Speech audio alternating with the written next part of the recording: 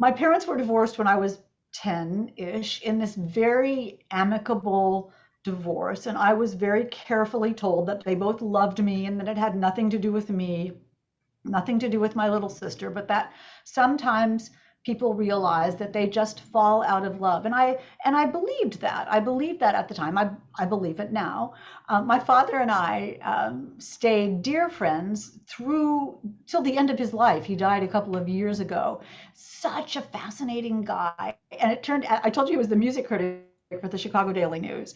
A couple of years after my parents got divorced, he married the movie critic for the Chicago Daily News, Patricia Breen, and she was a rock star, completely fabulous.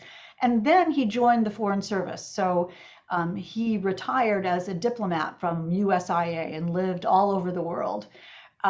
So I visited him and knew him, and he was one of the first readers of my first book. And he was lovely about it. He was so proud of me. And he has written 2 books as well on American music, nonfiction books on American music published by University of Chicago Press.